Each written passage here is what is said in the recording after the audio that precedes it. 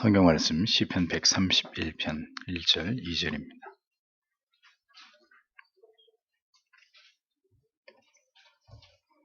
시편 131편 1절 2절 같이 읽겠습니다. 여호와여, 내 마음이 교만치 아니하고 내 눈이 높지 아니하오며 내가 큰 일과 미치지 못할 기이한 일을 힘쓰지 아니하나이다.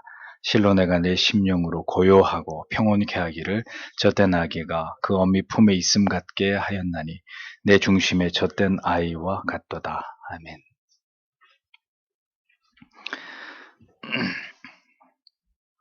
오전에도 자기 부인에 관련된 말씀을 드렸죠.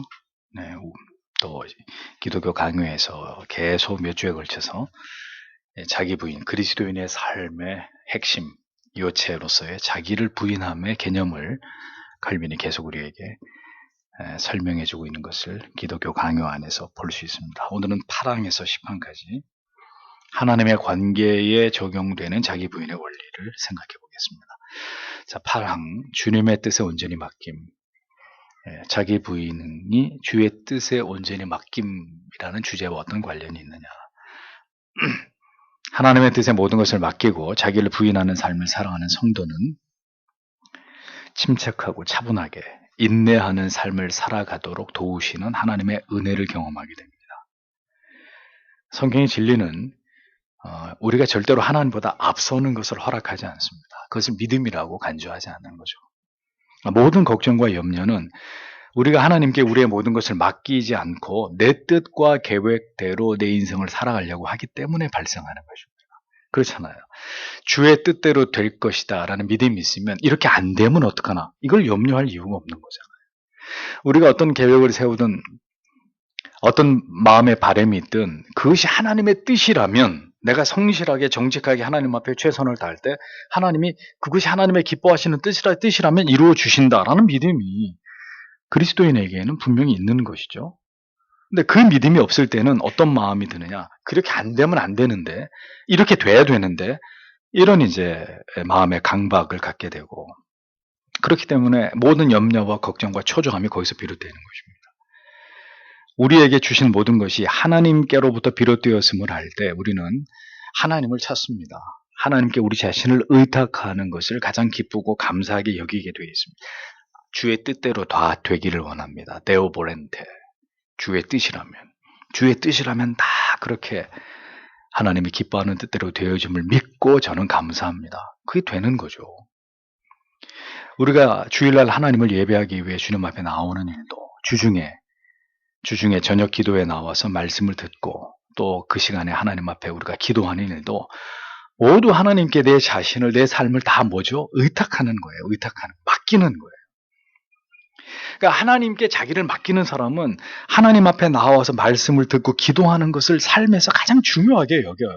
아무리 내가 바쁘고 피곤해도 하나님께 의탁하고 나를 맡긴다, 이것만큼 나한테 중요한 게 없는데, 그게 말씀을 듣고 기도하는 시간이기 때문에 하나님 앞에 나와서 말씀을 듣는 것으로 하나님의 바른 원리를 깨닫고 흔들리는 내 마음을 붙들고, 그리고 간절히 주의 뜻대로 되기를 원하는 기도를 하고, 그렇게 나를 전적으로 하나님 앞에 이렇게 의탁하는 것을 삶의 중요한 습관으로 여기는 거죠.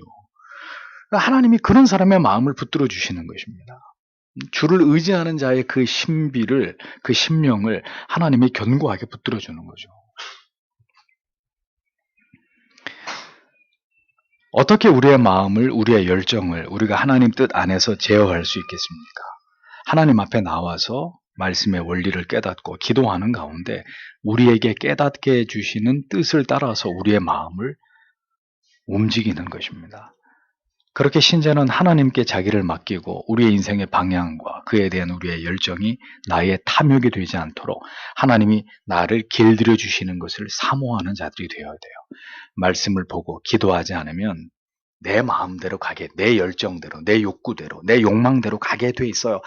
아무리 아니라고 부인해도 말씀과 기도는 나를, 내 영혼을 제어하는 일에 우리가 마음을 쏟지 않으면 곱비 풀린 망아지처럼 언제든지 우리는 우리의 생각을 따라서 흘러가 버리는 그런 존재에 불과하다는 거죠. 날마다 죄를 만들어내는 공장이다. 가만히 내버려두면 하나님 쪽으로 가는 게 아니라, 가만히 내버려두면 물이 위에서부터 아래로 흘러가듯이 자연히 세상으로 흘러가 버리는 게 타락한 인간이다. 이걸 부인할 사람이 누가 있습니까? 우리의 마음은 언제나 부귀와 영화, 명예, 권력, 재물을 탐하고 사치와 번영을 누리는 것에 강렬한 욕구를 느끼는 것을 부정할 수가 없습니다. 조금만 우리의 마음이 은혜와 멀어져도 이런 것들에 대한 욕망과 탐심이 불같이 우리 안에 일어나잖아요. 늘 말씀드립니다. 영혼이 비어있으면 비어있는 만큼 그대로 비어있는 게 아니라 그 영혼에 하나님의 말씀이 채워지지 않고 비어있는 만큼 세상이 들어오는 거예요. 예? 영혼의 삼투압작용이 일어난다. 은혜와 진리의 깨달음과 영적인 정서가 내 마음을 가득 채우고 있으면 세상에 들어올 틈이 없어요. 들어올 수가 없어. 비어있는 곳이 없는데. 근데 그것이 조금씩 새 나간다. 우리 영혼에서 밀려나가면 순식간에 그 문 앞을 지키고 있던 마귀에 의해서 문이 열리면서 세상이 들어오는 거예요. 그래서 점점 영적인 것이 은혜가 밀려나가면 결국은 친절할지라도 그 마음이 어느 한순간에 돌처럼 굳어지면서 세속적 욕망과 자기애가 가득 자기를 지배하게 되는 일이 일어나는 것입니다. 근데 그런 상태에서 죄가 저질러지는 거죠. 쾌락을 주인 삼고 성공하고 싶고 돈 잘 벌고 싶고 갖고 싶고 막 내가 원하는 것을 얻지 못한다는 것에 대한 막 분노가 생기고 이런 복잡해지는 마음의 심경의 변화가 일어나게 되는 것입니다. 반대로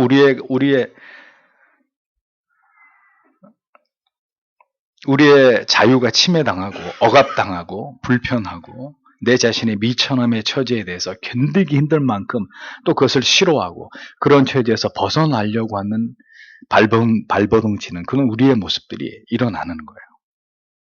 네. 탐욕과 탐심만 일어나는 게 아니라 반대로 또 우리의 모든 것들을 우리의 자존감이 침해당할 때 또 그런 것으로부터 벗어나려고 몸부림을 치는 게 그것이 우리의 죄된 본성의 모습이다. 그러하기에 언제나 인간들은 자기들이 꿈꾸는 욕망의 지배를 받으면서 살아가기 십상이라는 겁니다. 자기들이 원하는 삶을 살아가기를 희망하고 그것이 행복의 조건이라고 굳게 믿고 오늘도 자기가 생각하고 가지고 싶어하는 모든 가치들을 향해 손을 뻗어서 그것들을 취하기 위해서 안간힘을 쓰면서 그렇게 살아가고 있다는 거죠. 여러분들이 하나님의 은혜를 받고 은혜 아래 있다는 증거는 주님만으로 만족합니다. 이게 된다는 것이고 여러분들이 은혜로부터 멀어졌다는 증거는 주님만으로는 안 되겠습니다. 네. 남편이 있는 것만으로는 만족이 안 됩니다. 남편이 유능해야 됩니다. 아내가 있다는 것으로만 만족이 안 됩니다. 아내가 똑똑하고 이쁘고 상냥하고 내 말을 잘 들어야 되겠습니다. 뭐가 자꾸 그렇게 붙는 거죠. 주님만으로 만족이 되는 게 아니라 내게 주신 것으로 만족이 되는 게 아니라 그것으로는 도저히 만족이 되지 않는 이런 불만족스러움이 우리를 지배하게 되는 것입니다. 그러니까 좋은 옷, 좋은 집, 좋은 자동차, 맛있는 음식 이런 것들과 더불어서 아름다운 외모를 추구하는 데까지 그렇게 자기가 가진 것들을 마음껏 세상에서 자랑하고 뽐내고 살아가고 싶은 것이 타락한 인간의 본성이라는 것입니다. 자, 여러분 여쭤볼게요. 세상에 나 혼자가 살아가고 있다면, 이 세상에 나 혼자 살고 있다면, 이 도시에, 서울이라는 도시에 살아있는 사람이 난 사람이라면 여러분 그래도 우리가 입고 먹고 자고 꾸미는 일에 페이스북, 인스타그램에 사진 올리는 일에 그렇게 열심히 노력을 할까요? 나 오늘 맛있는 거 이런 거 먹었어. 나 오늘 이런 데 갔다 왔어. 이런 거 자랑할까요? 아무도 없는데. 내가 지금 이런 명품을 내가 지금 입고 있거든. 이런 거 사진 찍어 올리고 내가 지금 이런 차를 타고 다녀. 우리 집이 이렇게 풀장 딸린 이런 집이야. 이런 거 맨날 사진 찍어서 올리고 하겠냐고. 세상에 나밖에 없는데. 아무도 그럴 사람 없을 거예요.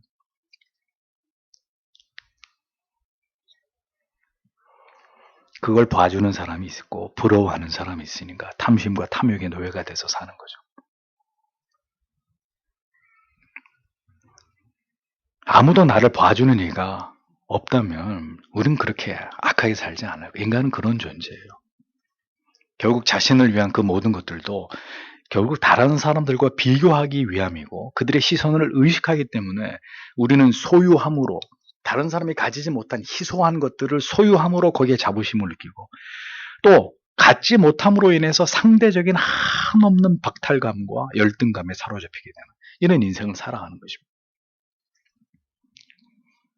그렇게 될 때 언제나 소유의 문제는 민감한 주제가 될 수밖에 없고 이 소유 문제에 자유로울 수 없고, 신자라 하면서도 그렇기 때문에 탐욕과 탐심의 노예가 되어서 자기의 꿈을 이루는 일에 집착하고 그것에만 몰입하면서 어리석게도 인간의 많은 시간들을 허비하게 되어 있는 것입니다. 그래서 여러분, 이렇게 어렵지 않아요. 여러분들이 특히 젊은 지체들 SNS에 올리는 거 보면, 글을 올리든 그림을 올리는 거 보면 이 사람의 정신이 어디가 있는지 어렵지 않게 알 수 있어요. 성경 올리는 사람 거의 없어요. 다 자기 먹는 거, 친구들하고 먹는 거, 옷, 그리고 자기 여행한 장소, 자랑하고 싶은 거. 안타까운 거죠. 우리가 정말 성화되고 은혜를 받으면 사도 바울께서 페이스북을 하셨다면 그 페이스북에다 뭐를 올리셨을까? 그냥 종종 생각해 보는 거예요. 뭘 올렸겠어요? 전부 다 예수 복음을 올렸겠죠. 회개하라고 올렸겠죠.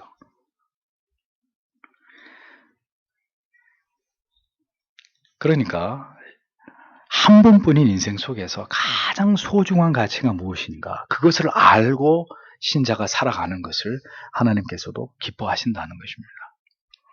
영원히 살 수 있다면 이 땅에 잠시 머무는 동안에 우리의 삶이 더 가치 있는 것을 추구해야 되지 않겠습니까? 만약에 이 세상에서 영원히 산다면 세상의 것에 그렇게 몰입하고 집착하고 괜찮아요. 근데 우리가 이 세상이 아니라 저 나라에서 영원히 살 수 있다면 잠깐 머무는 세상에서 뭐를 그렇게 우리가 그것을 아끼고 그것을 갖지 못해서 불만족스러워하는 삶을 살아가겠냐는 거죠. 신자는 절대로 물질에 몰입하고 집착하는 탐욕적인 삶을 살아가는 자들이 되어서는 안 된다는 겁니다. 그러기 위해서 칼빈이 어떤 길을 가야 되는지를 세 가지로 설명을 하는 거죠. 첫째는 하나님이 주시는 신령한 축복과 상관없는 물질적 번영을, 성공을 누리겠다는 생각이나 희망, 동정을 버리라 라고 충고합니다. 오직 하나님이 내게 주시는 영적인 복을 사모하고 그것을 바라보라고 충고합니다. 거기에서 안정과 진정한 평안과 안식을 얻을 수 있기 때문입니다. 평안과 안식과 행복은 가지지 않은 것에서 오는 게 아니에요. 성도 여러분, 내 마음의 진정한 평안과 안식과 기쁨은 지금 내가 가지고 있는 하나님이 나에게 주신 것 안에 있는 거예요. 근데 우리는 우리 안에 주신 것 안에서 그걸 발견하지 못하고 자꾸 밖에서 그걸 찾으려고 하는, 우리 옆에 있는 사람에게서 찾지 않고 다른 사람한테서 찾으려고 하는 바보예요. 오직 하나님이 내게 주신 내 바운더리 안에 하나님이 있게 하신 것들, 그것을 하나님이 주신 복으로 알고 사모하고 그 안에서 평안과 안식을 얻어야 된다. 육신의 생각으로 필요 이상의 명예와 부를 쫓을 때 아무리 그것들을 추구하는 내 자신을 합리화해 보려고 해도 그것이 하나님의 뜻이 아니고 주의 도우심이 함께하지 않는다면 반드시 그것은 신기루에 불과해요. 내 손에 잡히지 않아요. 내 손에 잡혔다고 생각하는 순간 사라져버려요. 그것은 하나님이 우리에게 바라시는 삶이 아니기 때문입니다. 모든 일이 다 허사가 될 뿐입니다. 그러나 우리의 삶의 우선순위와 원칙이 하나님을 기쁘시게 하는 것에 맞춰져 있을 때 하나님께서는 반드시 우리가 하는 일들을 통해서 우리가 기쁨과 보람과 유익을 얻게 하십니다.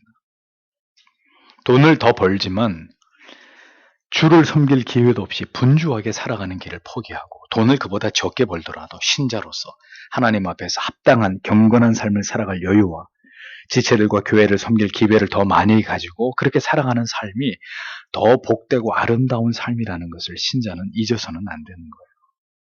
두 번째로, 주님이 주시는 축복이 없이도 명성과 부귀를 얻을 수 있음을 생각해야 된다. 그리스도인은 주님이 주시는 축복이 아닌데도 명성과 부귀를 얻을 수 있다. 그러니까 이것을 경계해야 된다는 뜻이겠죠. 악인들이 세상에서 모든 것들을 누리면서 여유롭게 살아가는 모습들을 우리가 흔히 보지 않습니까? 예수 안 믿으면 다 하나님 저주받습니까? 똥똥거리고 살아요. 그러나 그들은 결코 하나님께로부터 말미암은 진정한 행복은 근처도 갈 수 없는 사람들이에요. 그렇게 돈이 많은데 왜 그렇게 불안해요? 그렇게 돈이 많은데 이사 가는데 왜 나를 잡아요? 아니, 그렇게 돈이 많은데 왜 집에 이렇게 액자 옮기는 것도 날 받아오고 어디 위치에다가 북동쪽 어느 위치에다가 그 액자를 거래. 이러면 뭐하러 다 날 받고 그래요? 참 피곤하게 살아요. 돈 많은 사람들은. 하나님이 주시는 어떠한 행복도 그들의 것이 아니다. 언제든지 잃어버릴 것에 대해서 고민하고 걱정하고 초조하고 불안한 그런 삶을 살아가는 것입니다. 목이 마를 때 탄산음료를 마시면 순간은 시원해요. 근데 시간이 지나면 더 가람을 느끼듯이 끝없는 영혼의 갈증과 마음의 고통을 가지고 살아갈 수밖에 없는 것입니다. 주님이 주시는 축복이 아니고 주님이 주시는 명성과 부귀를 가진 자들이 아니기 때문에, 그것이 하나님의 뜻과 무관한 것이기 때문에, 가난할 때보다 왜 나라가 경제적 번영을 누리게 된 때에 더 많은 사람들이 자살을 합니까? 풍요로운 삶도 결코 영혼의 참된 만족이나 모든 문제를 해결해 줄 수 없다는 것을 증명하는 거죠. 가난할 땐 오히려 더 하나님을 찾고 가족 간의 우애를 가지고 더 사랑하면서 살았는데 여유가 생기니까 다 놓아버리는 거예요. 다 필요 없는 거예요. 다. 하나님 없는 축복은, 하나님 없는 형통은 반드시 불행을 초래하게 되어 있습니다. 단 그 사람이 진정한 하나님의 사람이라면, 만일 하나님의 자녀가 아니라면 상관없습니다. 하나님 없는 진정한 행복을 맛보지 못하고 대신 물질을 통한 보상으로 그렇게 이 세상에서 어깨에 힘주고 자기 잘난 멋에 그렇게 살다가 목숨이 다하는 날 깨끗이 영원히 꺼지지 않은 지옥불에 던져지는 거죠. 그걸로 끝나는 거예요. 그것이 하나님 밖에 있는 모든 인생들의 가장 불행한 결말이 되는 것이죠. 9번째, 주님 주시는 복을 의지함. 그래서 계속 우리의 삶에 진정한 형통과 올바른 결과를 얻게 하시는 분은 오직 하나님이십니다. 하나님의 축복이 우리에게 임할 때 우리의 인생은 참된 기쁨과 행복을 맛보게 됩니다. 그 하나님의 축복이 물질적인 것이든 우리의 영적인 것이든 무엇이든 하나님이 주시는 축복이 임할 때 내 인생이, 우리의 인생이 정말 기쁘고 행복하고 보람있고 감격스러운 그런 삶이 되는 거죠. 하나님의 축복이 없다면 우린 뭘 해도 불행과 재앙을 초래하기 마련입니다. 교회와 성도가 참된 진리의 길을 걸으면 세상은 번영과 풍요와 평화를 누리게 되어 있는 것이고, 교회와 성도가 그 길에서 벗어나면 모든 성경이 말씀하시듯이 어떤 일이 벌어져요. 재앙 같은 지도자를 통해서 견디기 힘든 고통과 괴로움을 맛볼 수밖에 없는 일은 당연한 일이에요. 지금 그런 일을 여러분들이 당하고 계시지 않습니까? 흥망성쇠가 하나님의 손에 달려있음을 우리가 진정으로 믿는다면 복의 영화를 탐하고 우리의 능력과 성실을 의지하거나 사람들의 칭찬과 인정에 목말라하는 일들이, 혹 복권과 같은 요행수를 바라는 이런 일들이 얼마나 어리석은 일들인지를 깨달아야 되는 것입니다. 그런 것에 마음을 빼앗기기보다는 항상 주님을 바라보고 의지하면서 주의 인도하심을 따라 주께서 어떤 형편에 처하게 하시든지 그것에 만족하고 감사한 삶을 살아가는 것입니다. 그래서 여러분, 그 유명한 구절, 바울이 빌립보서 4장 11절에서 13절 이렇게 말씀했죠. 내가 궁핍함으로 말하는 것이 아니라 어떠한 형편에서든지 내가 자족하기를 배웠느니 내가 비천에 처할 줄도 알고 풍부에 처할 줄도 알아. 모든 일에 배부르며 배고픔과 풍부와 궁핍에도 일체의 비결을 배웠노라. 이 앞에 구절은 싹 치워버리고 음식점 같은 데 가면 이 구절만 딱 붙어 있어요. 내게 능력 주시는 자 안에서 내가 모든 것을 할 수 있느니라. 이 요절만 어디 갔는지 붙어 있어요. 그래서 저는 참 하나님의 말씀을 이렇게 오려 붙이는 이런 것에 대해서 정말 이 무지한 짓인데, 이 말씀이 그런 뜻입니까? 하나님이 능력 주시면 모든 걸 다 할 수 있다. 모든 내 꿈이 이루어진다. 그런 말씀이냐고요. 앞뒤 문맥을 보세요. 인생의 모든 날들, 희비의 애락을, 고통의 날도 주의 은혜 안에서 넉넉하게 감당할 수 있다. 잘 살고 평안할 때만은 아니라 고통당하고 힘들고 어렵고 자유를 억압당하는 그 상황에서도 그 모든 순간들을 넉넉하게 감당할 수 있다. 사도의 고백의 초점은 그거예요. 예수 그리스도로 말미암은 절대적 평안이 내 안에 있기 때문에, 그 절대적 안식이 내 안에 있기 때문에 나는 모든 거에 처할 수 있다. 하나님이 그 하나님의 절대적 평강의 능력이 내 안에 있을 때 내가 모든 것들을 감당할 수 있다. 모든 상황들을 초월할 수 있다. 그 얘기 아니에요.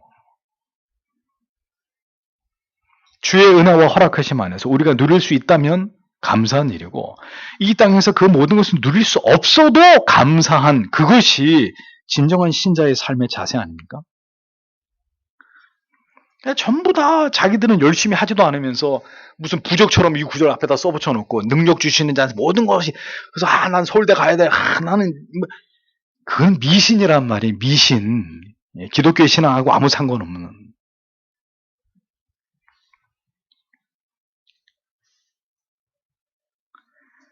그렇게 주의 판단을 따를 때 우리는 무엇이 옳으며 그른지를 분별할 수 있고, 재물을 취했을 때와 재물을 포기해야 될 때, 명예를 얻을 때와 그 명예를 버려야 될 때, 그 명예를 무가치하게 여길 때를 분별할 수 있게 되는 것입니다. 반짝이는 게 다 금이 아니다. 신자는 그런 의식을 가지고 있어야죠. 나의 이익을 위해서 다른 사람에게 해를 끼치는 일이 명백하게 죄라는 것을 알기 때문에 신자는 그런 이익을 멀리하게 되는 거예요. 나는 그런 이익은 원치 않습니다. 정직하고 진실되게 모두가 윈윈할 수 있는, 내가 어쩌고 저 사람이 잃어버리는 걸, 신자는 그렇게 살 수 없는 거예요. 그런 방법으로 돈을 벌 수 없는 거예요. 수단과 방법을 가리지 않고 돈을 모으고 사람을 이용하고 속이고 거짓을 일삼는 자가 신자라면, 그런 삶을 살아가면서도 어떻게 하나님께 나와서 복을 달라는 기도를 할 수 있습니까? 그러니까 저는 그런 사람은 신자라고 생각하지 않는 거예요. 그 신자의 양심은 도저히 그런 식으로 작동할 수 없기 때문에, 맨날 사람들 등쳐먹고 사기치는 사람이 교회 와가지고 내가 집사인데 하나님 나에게 복을 달라고, 내가 장로는, 무슨 코미디 같은 일이죠. 그게 가능한 일이냐고요. 신자가 아니기 때문에 가능한 거예요. 단언하건대 그는 아주 질이 나쁜 불신자에 불과할 따름입니다. 만약에 그런 사람이 목사이고 장로고 집사이면 재앙인 거죠. 그런 일이 놀랍지 않기 때문에, 그런 사람들이 교회를 이끌어가는 일들이 새롭지 않은 때이기 때문에 지금 교회와 이 나라가 이 지경이 된 거예요. 하나님의 신령한 복음은 정직하고 순결하고 진실되고 성실한 자에게 임합니다. 하나님을 의식하는 신자는 절대로 모든 악한 방법에서 돌아섭니다. 불의하고 불법한 일에서 자기의 양심을 지킵니다. 그런 방법으로 부자가 되고 높은 자리에 올라가고 안정된 삶을 살아가는 길을 단호하게 거부합니다. 그것은 우리가 그렇게 하는 것이 아니라 우리 안에 거하시는 성령께서 우리의 삶을 인도하시고 간섭하시기 때문이에요. 한번 해보세요. 여러분들이 양심을 속이면서 돈 벌어보세요. 여러분 마음의 기쁨이 충만한가? 막 돈을 물 수도 있으면서 한번 해보세요. 그렇게 할 때 정말 행복한가? 좋은 곳에 가서 뭐 구경하고 맛있는 거 먹고 쇼핑하면서 한번 해보세요. 거기에서 행복이 오는가? 성령이 간섭하시고 성령이 함께하는 성도는 그런 것에서 자유함을 얻지 못합니다. 오히려 그렇게 살면 살수록 너무너무 괴롭고 불편하고 양심의 가책을 느끼고 견딜 수 없이 그 영혼이 고통받게 되어 있는 거죠. 여러분 복 받기를 원하시죠? 하나님 뜻대로 법대로 하세요. 그렇게 해서 일이 안 된다고 망하게 되면 망하세요. 그게 주의 뜻입니다. 망하고 나서 또다시 하나님의 방법대로 행할 때 하나님이 어떻게 기적적인 방법으로 여러분들을 도우시는지를 경험하세요. 그런데 안 망하려고 하거든요. 신자가 안 망하려고 해요. 안 망하려고 하니까 수단과 방법을 가리지 않고 살아남으려고 하는 거예요. 그러니까 비굴해지는 거예요. 법을 어기는 거예요. 나 때문에 다른 사람들이 힘들든 말든 내 알 바 아닌 거예요. 그렇게 살아서 뭘 하시게요? 주의 뜻을 거스리면서 무엇인가 잘 되기를 바란다면 사업이 잘 되고 시험에 합격하고 결혼하고 집을 넓힌다고 합시다. 그게 무슨 의미냐고요. 그게 죄가 아니면 도대체 뭐가 죄예요? 하나님의 법을 어긴 형통이, 성공이 어떻게 가능하다고 믿습니까? 그게 불신자의 마인드예요. 멋대로 해도 뭐로 가도 서울만 가면 된다. 이게 불신자의 마인드예요. 어떻게 하든 내가 원하는 것만 이루면 된다. 주의를 지키든 말든 내 마음대로 살면 된다. 내가 원하는 것만 이루면 된다. 그게 행복이냐고요. 그건 하나님을 안 믿는 사람들이나 그렇게 살 수 있는 것입니다. 참 이상한 그리스도인들이 적지 않습니다. 아니 그리스도인 척하는 불신자들이 교회 안에 넘쳐나고 있습니다. 그렇게 살면서 그게 전혀 잘못이라고 생각하지 않으니까. 세 번째로, 하나님의 법대로 살아서 우리가 원하는 대로 모든 일들이 되지 않는다 할지라도 조급해하거나 우리의 처지를 비관해서는 안 된다고 칼빈이 충고합니다. 왜? 그것은 하나님을 향한 불평이 되기 때문에. 하나님 법대로 했잖아요. 내가 시키는 대로 그렇게 다 성경도 보고 기도도 하고 목사가 하는 대로 다 했는데 왜 안 됩니까? 이건 뭐예요? 난 하나님을 못 믿겠어. 하나님의 주권과 섭리를 믿는 사람은 실패까지도 하나님의 뜻이라고 믿고 수용하는 것입니다. 반드시 잘 돼야 된다. 반드시 그렇게. 그건 우리 생각이에요. 빈부와 귀천, 성공과 실패조차도 모두 하나님의 기뻐하시는 뜻에 따라서 우리의 인생에 하나님이 어떻게 하신다 그랬어요? 분배하신다 그랬어요. 분배. 그래서 우리 인생의 형통한 날과 곤고한 날이 병행되는 것입니다. 하나님의 주권을 믿는 사람은 최선을 다하되 정직하게 진실되게 성실하게 최선을 다하되 결과에 연연하지 않고 절대로 욕심을 내지 않는 사람입니다. 그러니까 하나님이 정말 하나님의 사람들이 왜 1등으로 들어가려고 해요? 예? 그 자리가 내 자리면 하나님이 주실 것이고 내 것이 아니면 얻지 못할 걸 아는데도 왜 이를 악물고 나는 저길 들어가야 돼. 나는 내가 1등으로 들어가야 돼. 고집이에요. 욕심이에요. 그거. 결단코 악한 방법으로 하나님의 뜻이 이루어질 수 없음을 알기에 법을 어기면서 자기의 원하는 것을 얻으려고 하지 않아요. 그게 죄이고 나에게 무익한 것이라는 것을 분명히 알기 때문이에요. 근데 그런 걸 다 무시하고 사는 사람들은 불신자이기 때문에 그렇게 사는 거란 말이죠. 불신자이기 때문에. 반대로 일이 잘 됐어도 절대로 내 탓이라고 얘기하지 않아요. 왜? 그것은 전적인 하나님의 은혜이지 내가 잘나서 된 일이 절대로 아니라는 걸 자기가 분명히 알기 때문입니다. 그런데 조금 잘 되면 자랑 못해가지고 안달인 그리스도인들이 있죠. 맨날 자랑해. 자기 자식 자랑. 불신자라고, 불신자. 예수 안 믿는 사람이에요. 하나님의 명령과 계명을 지켜 행해서도 결과가 좋지 못할 때 불평하거나 원망하지 않습니다. 하나님의 주권을 믿기 때문에. 평안하고 안정된 가운데서 또 다른 하나님의 뜻이 내게 임할 것이라고 믿고 기대하면서 그 실패를 묵묵히 견디어냅니다. 모든 법을 어기고 최고가 되는 것보다 법을 지키고 성실하게 했어도 원하는 결과를 얻지 못할 때 하나님이 주시는 참된 평안과 위로와 안식을 우리가 맛볼 수 있기 때문에 그게 우리한테는 큰 문제가 아니에요. 세상 사람들은 실패하면 죽어요. 그냥 죽는다고요. 더 이상 살 이유가 없어. 이제 모든 게 끝이야. 그리고 자기를 던져버리죠. 그리스도인은 그렇게 하지 않아요. 절대로. 잘못했으면 그 잘못을 깨닫게 하시기 때문에 감사하는 것이고 정직하게 진실하게 최선을 다했으면 최선을 다했어도 그런 결과가 나왔을 때 하나님의 위로를 경험하기 때문에 주님께서 내가 잘못됐다고 말씀하는 게 아니구나. 이것조차도 하나님이 인내하고 지나가고 더 하나님을 신뢰하게 하시려고 이런 어려움을 주시는 거예요. 만약에 그게 내 죄 때문이었다면 정확하게 죄를 깨닫는 거죠. 내가 게을렀구나.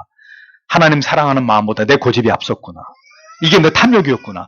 깨닫게 해주시는 거예요. 그러면 그래서 깨닫고 그 다음번에는 그런 마음들을 내려놓고 하나님 의지하면서 가면 되는 것이고 바르게 했는데도 안 되면 하나님이 잘했다. 너의 실패를 통해 내가 영광을 받는다. 너에게 또 다른 내 계획이 있다. 실망하지 말아라. 오케이, 감사합니다, 하나님. 그럼 계속 가는 거죠. 그게 신자의 진정한 영적인 아우라란 말이죠, 아우라. 안 믿는 사람들이 볼 땐 이해가 안 가는 거죠. 안 믿는 사람이 볼 땐 안 되면, 실패하면, 망하면 다 죽겠다고 해야 되는데 그 가운데서 오히려 더 감사하고 더 평화롭고 위로하려고 갔더니 오히려 나를 위로해. 나는 괜찮다고. 정말 나는 너무 기쁘다고. 그게 신자의 진정한 하나님을 알고 하나님을 믿는 사람들의 모습이잖아요. 정직하고 성실한 패배에 웃을 수 있고 감사할 수 있는 게 그 신자의 진정한 모습이고 그런 모습을 통해 세상 사람들이 우리가 믿는 하나님이 궁금해지는 것입니다. 세상에 그런 신자들이 더 많아져야 되는 거예요. 맨날 교회 가서 그냥 비나이다 복 주십시오. 그런 엉터리 신자들이 아니라 정말 하나님이 내 목숨을 거두어 가신다 할지라도 기꺼이 주를 위해서 하나님 앞에 자기 목숨을 드릴 수 있는 그런 신자들이 세상을 움직이는 사람들이 되는 거예요. 가장 우리에게 유익한 방법으로 하나님의 때에 하나님의 자녀들 안에서 하나님의 뜻은 이루어집니다. 그걸 믿는 게 신앙이에요. 그러니까 자꾸 지금입니다. 하나님 지금 이번입니다. 반드시 이런 얘기 하지 마세요. 그런 거 목사한테 기도해달라고 하지 마세요. 저는 그렇게 기도 못해요. 하나님의 뜻이 아무개 성도님에게 이루어지길 원합니다. 저는 이렇게 기도할 수 있습니다. 목사님 분명히 낫게 해달라고 그렇게 기도 못합니다. 그 병을 준 분이 하나님인데 근데 무조건 주여 날 좀 믿습니다. 이렇게 기도하면 되겠어요? 주의 뜻이 그분에게 이루어지길 원합니다. 회개하고 영원한 천국의 소망 가지고 새로워지는 그분이 새로워지는 은혜가 그분에게 이게 제가 목사가 할 수 있는 기도지 무조건 합격하고 무조건 대박 나고 무조건 뭐 그렇게는 할 수 없는 거예요. 그 모든 것이 하나님에 의해서 이루어지는 일들인데 가장 유익된 방법으로 하나님의 때에 하나님의 자녀들 안에서 하나님의 뜻이 이루어지기 때문에 시편 131편 1절 2절 다윗은 이와 같은 기가 막힌 아름다운 그런 신앙의 고백을 할 수 있었던 것입니다. 10번째로 역경을 이기는 힘. 언제나 자신을 하나님께 맡기면서 삶의 여정을 온전히 하나님을 신뢰함으로 하나님의 뜻과 주권에 순복하면서 살아가는 사람이 정말 자기를 부인하는 사람입니다. 그는 마음에 절대적인 평안을 누리고 어떤 일이 있어도 낙심하거나 하나님을 향해 원망하거나 불평하지 않습니다. 수많은 일들이 벌어지는 삶의 여정 속에서 우리가 이러한 자기를 부인하면서 하나님에 대한 절대적 믿음, 하나님의 주권에 대한 섭리에 대한 절대적 믿음을 갖지 않는다면 우리는 절대로 우리의 삶의 수레바퀴를 앞을 향해 굴려나가게 할 수 없어요. 여러분, 하나님의 사람 칼빈이 기독교 강의에서 분명히 신자들에게 이야기합니다. 뭐라고요? 신자의 삶에 불행이 닥친다고. 칼빈이 걱정하지 말라고. 불행 끝 행복 시작이니까. 절대로 이렇게 얘기하지 않습니다. 다 읽어보셨죠? 신자에게 불행이 닥친다고 말합니다. 질병이, 전염병이 창궐하고 전쟁의 공포가 닥치고 천재지변과 재해가 일어나고 심지어 사랑하는 가족들이 죽기까지 하는 칼빈 자신도 자식을 잃었잖아. 아내도 죽고 사랑하는 가족들의 죽음까지도 재산을 다 잃어버리게 되는 손실도 일어난다고요. 누구에게? 우리에게, 하나님의 자녀들에게. 우리에게 하나님에 대한 절대적 신뢰가 없다면 이러한 일들을 겪게 될 때 대부분의 사람들은 자기의 삶을 저주하고 하나님을 원망하고 망령된 말을 서슴지 않을 것입니다. 그러나 참된 신자는 그 모든 일들 가운데서도 하나님의 긍휼과 자비를 생각합니다. 그리고 이 모든 일들을 통해서 하나님의 뜻이, 하나님의 선한 뜻이 이루어진다는 걸 믿습니다. 결국 내 인생에 내 아버지가 빨리 돌아가신 것도, 내 어머니가 빨리 내가 고아로 태어난 것도, 누군가 내 사랑하는 사람을 잃어버려야 되는 그 모든 것도 내게는 슬픔이지만, 엄청난 내 인생의 손실이지만, 나를 향한 하나님의 뜻을 이루기 위해서는 그 일은 선한 일이었다. 내 사업이 망하는 것이 하나님의 뜻을 이루는 일에 있어서는 선한 것이었다. 내가 병원에서 이런 질병으로 고통을 당해야 되는 것도 나를 향한 당신의 선한 뜻을 이루기 위해서 이것은 필수 불가결한 것이었다. 그런 믿음을 갖게 되는, 그건 축복이에요. 축복.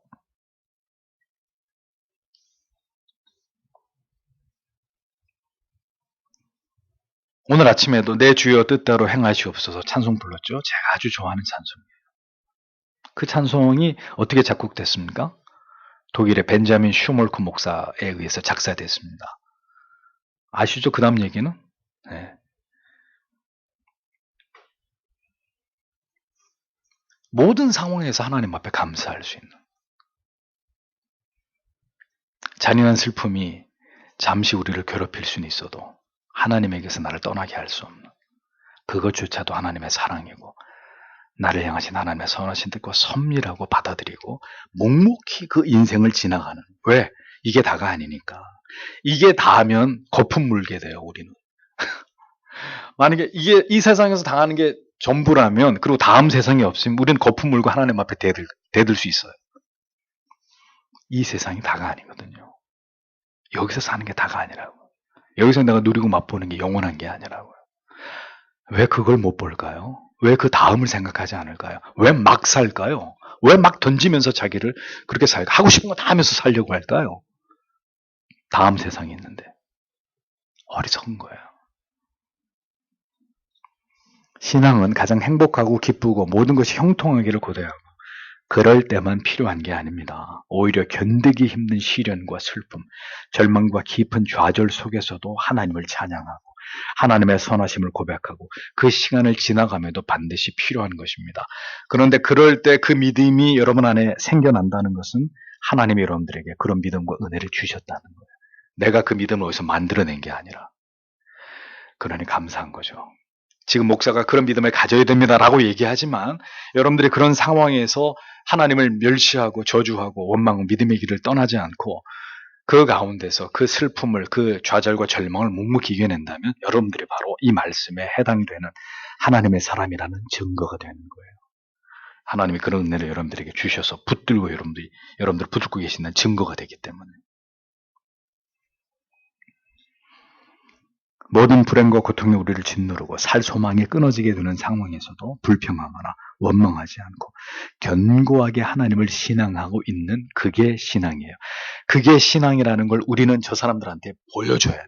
보여줘야 돼요. 여러분 그렇게 하신 믿음이 있습니까? 준비되어 있으신가요? 어떻게 환난의 날들을 맞이하겠습니까? 어떤 질병과 재난과 전쟁과 위험에서도 하나님께서 우리와 함께 하심을 믿는 것. 모든 징계조차도 하나님의 공의가 시행되고 진노 중에도 긍휼을 잃지 않는 하나님.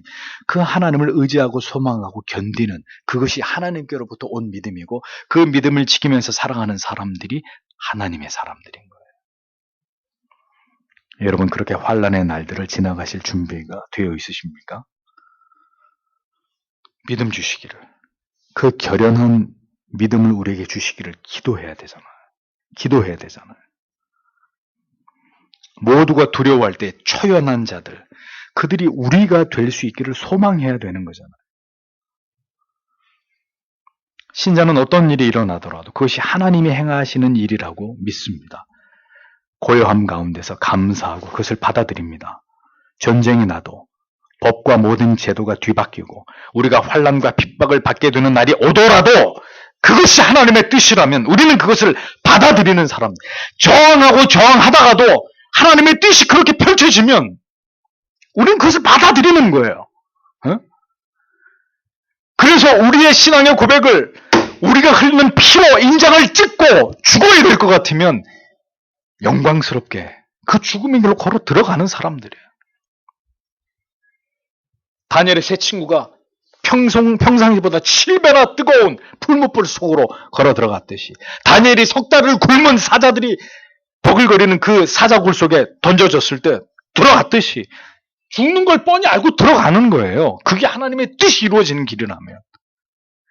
그래서 세상이 감당할 수 없는 사람들이라고 우리를 그렇게 부르는 거 아닙니까?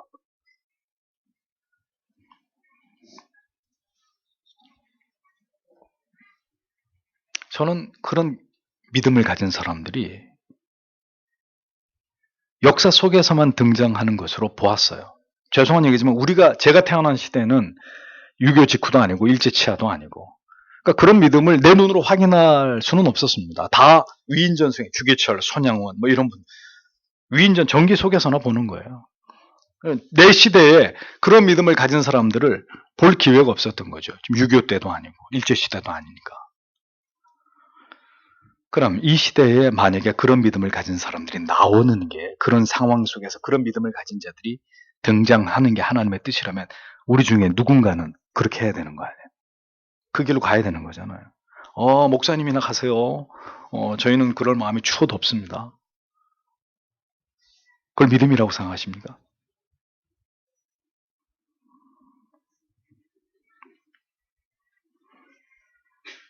왜 이렇게 두려워합니까? 왜 이렇게 두려워해요? 왜 이렇게 비굴하게 살아요? 아니 왜 이렇게 전쟁이 일어날까봐 두려워하고 뭘 어떻게 될까봐 이렇게 두려워해요? 왜 이렇게 두려워하냐고요? 왜 이렇게 그 비굴한 평화를 선택하려고 하냐 이거죠. 싸워야죠. 악하고는 싸워야 되는 거지. 왜 자꾸 점점 교회가 비굴해지냐고요. 뭐 동성애도 그럴 수 있는 거고 뭐 동성애만 죄인가? 왜 자꾸 갖고 뭐라 그러냐? 왜 이렇게 이상한 말들을 교회에서 이렇게 세상으로 흘려보내는지 이해할 수가 없어요. 왜 죽으면 죽으리다 하는 그런 믿음들이 안 보이고 다 살 길만 찾으려고 하는지 이해할 수가 없어요. 신앙이 그런 게 아닌데. 여러분, 우리의 모든 운명은 우리가 결정하는 것이 아닙니다. 하나님의 손 위에 달려 있습니다.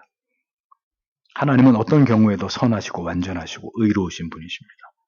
고통의 날들이 우리에게 어느 날 찾아온 것은 그 무수한 날, 깨달을 수 있었던 그 모든 시간들을 여러분이 외면한 결과이지 하나님이 불의하시기 때문이 아닙니다. 제 말을 기억하세요. 하나님이 불의하시기 때문이 아니에요. 정신을 차리고 하나님 앞에 간절히 눈물로 무릎으로 기도했어야 될 그 많은 날들을 여러분들이 다 세상에서 흘려보냈잖아요. 그러니까 오늘 같은 날들이 찾아오는 거예요. 계속 그렇게 사세요.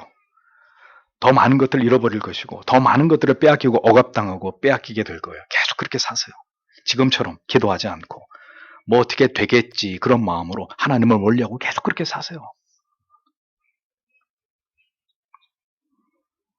그 모든 고통의 시간이 그 어리석게 지나온 모든 날들의 결과가 우리에게 다가올 것입니다. 성도 여러분, 또 얘기합니다. 깨어있고 모든 것을 감당할 믿음 주시기를 기도하시고 또 기도하십시오. 주께서 우리 모두에게 모든 날들을 감당할 절대적인 믿음과 구원의 확신 주시기를 소망합니다. 오늘 적어도 여러분에게 이것보다 중요한 것은 없습니다. 기도하겠습니다.